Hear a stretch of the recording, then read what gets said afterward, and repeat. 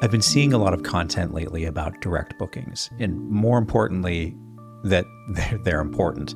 And what I want to go through here with you is a video series that talks about what direct bookings can do for your business. If you've been in this industry for any amount of time, you know that they're very important. I can tell you as an operator, it's hard when you've got 80, 90, maybe 95% of your business comes from different OTAs.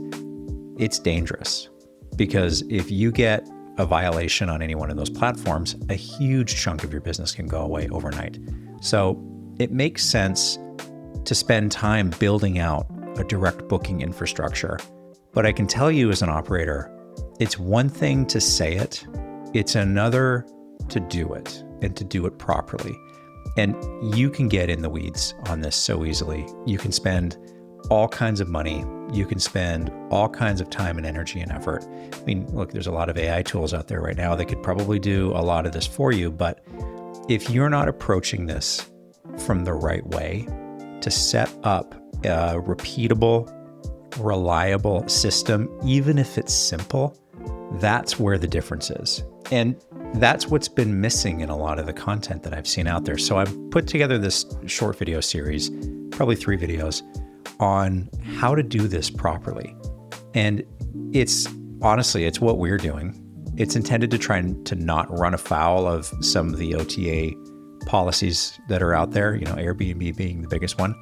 Because the thing that you need to know is that Airbnb, Vrbo, Booking.com, all of them have terms in place that prevent you from soliciting guests' contact information. So we're going to talk a little bit about how to do this today in a way that doesn't put you in violation of those terms and that allows you a way to try to put together your own ecosystem in your business, no matter how simple and no matter how small, to get this at least off the ground and running for you.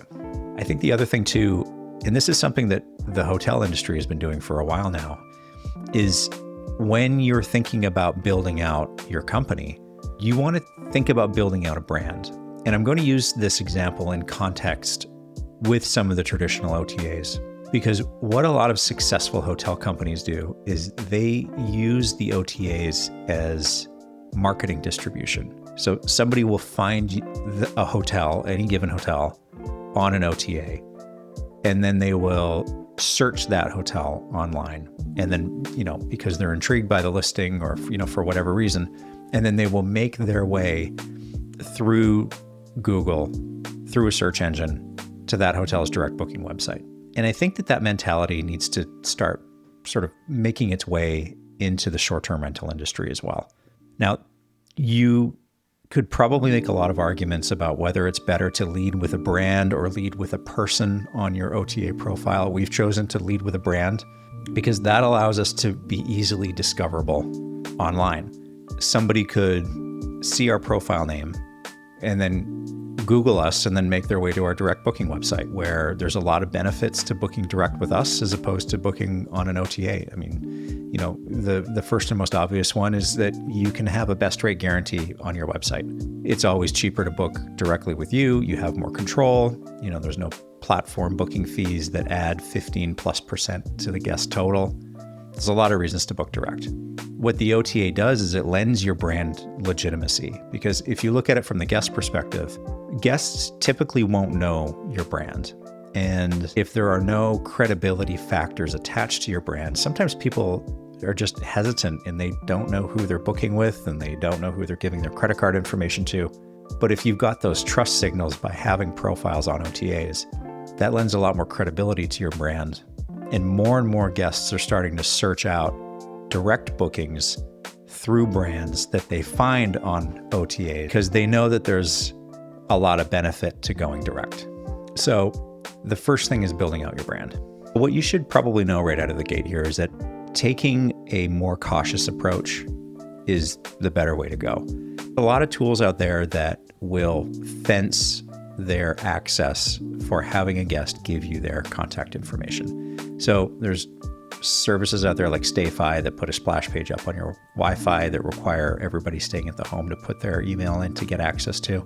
There's guidebooks like Touchstay that you could put an email fence around that requires guests to, again, put their email in to get access to. There's all sorts of ways to do it. I think you can probably search online for content about whether or not those are valuable. I've got my own thoughts on them. Generally speaking, I think that StayFi is really good. We've used them in the past, and I do love them.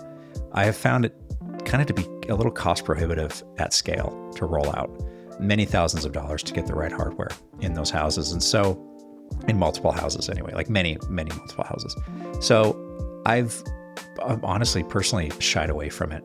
And maybe to our detriment, who knows? But I've found that operating the bootstrapped company with no investors, even though I understand the rational argument around putting money behind marketing, when you're running pretty lean as a business, putting aside a few $1,000s in hardware cost for marketing efforts that might work can be a hard pill to swallow. So that's one of the reasons why we've steered clear of it. Now, I think that whether or not something like that runs afoul of Airbnb's booking policies, it's probably a gray area, to be honest with you. My sense of this right now is that it is becoming increasingly obvious that many violations, many enforcement actions taken by OTAs are being run by AI.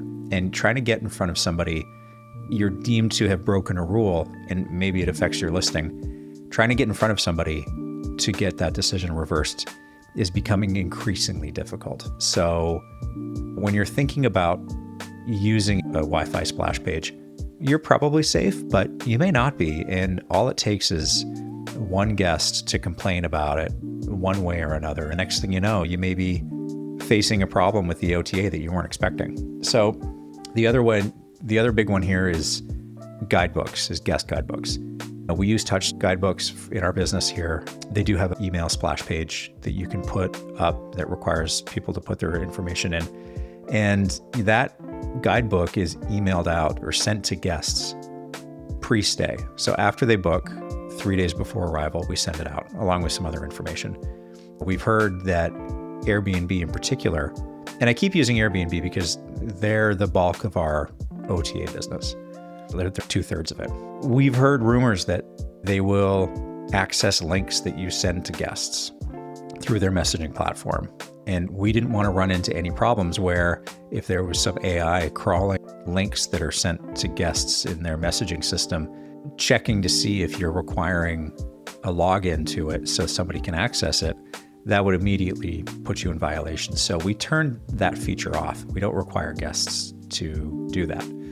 So those are the two really big ones. So if you've got a situation in your business where you are overwhelmingly dependent on OTA, how do you set up a direct booking ecosystem that relies on getting guest contact information so that you can contact them post-stay? And there's a few ways to do this. The first and most obvious one is if somebody reaches out to you directly and they want to learn more about the company and they want to stay in touch. And you're well within your rights, if they initiate the contact, to take their information and use it in your marketing efforts. But I think the one that is increasingly getting to be more and more used is having printed materials in your properties. So whether that's a QR placed somewhere on property, whether it's framed or on a magnet on the fridge, that just invites people to sign up to your mailing list to learn more if they decide to stay. That's a physical thing on property that somebody can voluntarily do, whether they want to participate or not. And it's been shown that that's not in violation when it's a voluntary action that the guest takes. Inside your guidebooks, you can also have a little blurb, and we do this in our Touchstay guidebooks. We invite guests to sign up for our mailing list if they want to stay in touch. We also offer a discount to repeat guests who book direct with us in the future. So there's a little bit of a carrot there to give somebody to come back again in the future. I think the safe way to do this here is to be slow and methodical, and don't try to be clever and trick the different platforms or find loopholes that you perceive as loopholes in OTA policies. You're going to get yourself in trouble every single time doing that. And these OTA platforms, they have every right to put the policies and rules in place that they do. It's their business, just like you've got every right to do the same thing in your business. It's not going to do anybody any good by trying to be cute and clever and get around those. I think you have to understand that this is the field in the world that we're in right now. OTAs don't want to lose guests to you, just like you don't want to lose guests to OTAs. We've got to find a way to coexist. And I think that you just need to think about it as collecting contact information through channels and methods that you control that are not required for the guests to provide to you in order to receive the service that they should be expecting. And that's the big one. That's really the fundamental here. Don't fence something behind email that would be a requirement for somebody to expect when they stay at your place. So once you have their contact information, what do you do with it? Well, we're going to explore that in the next video.